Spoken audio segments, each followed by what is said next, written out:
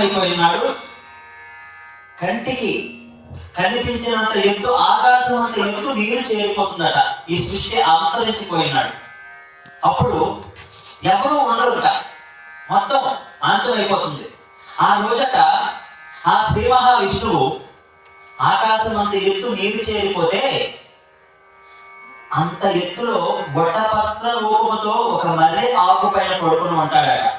చూడండి, ఆ మర్రి ఆకు పైన, అందుకే మర్రి ఆకులో ఎవరు భోజనం చేయరు, అది సాక్షాత్తు పూజలకు మాత్రమే. కంటి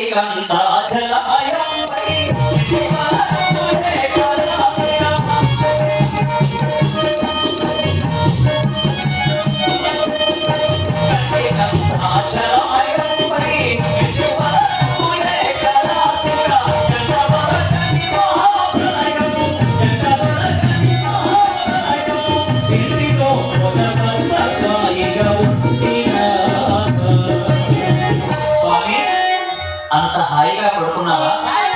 నేను ఒకప్పుడు నీ దర్శనం కోసం వచ్చాను తండ్రి. అటువంటి విశ్వామిత్రుడు మునీంద్రుల వారే రామచంద్రమూర్తికి ప్రాధాన్యపడుతున్నారు స్వామి. అప్పుడు నన్ను మీరు దర్శనం ఇవ్వాలి.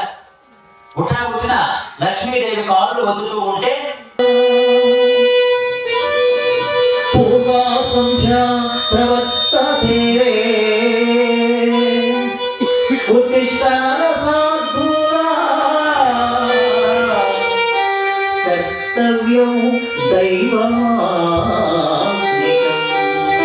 లేవయ్యా, ఆహ్నికానికి సమయం అయింది, నువ్వు చేయవలసిన పనులు చాలా ఉన్నాయి, ఇంకా అలా పడుకుంటావేంటి అని అనేసరికి ఎప్పుడైతే కౌశల్యారామ అన్నాడో గొప్పకున లేచాడటండి రాముడు. లేచేటి గురువు గారు నేను అయిపోయినా ఎక్కువసేపు పడుకుంటుపోయినా, లేదులేగా పడుకోలేదు, పడుకున్నట్టు నటించావు,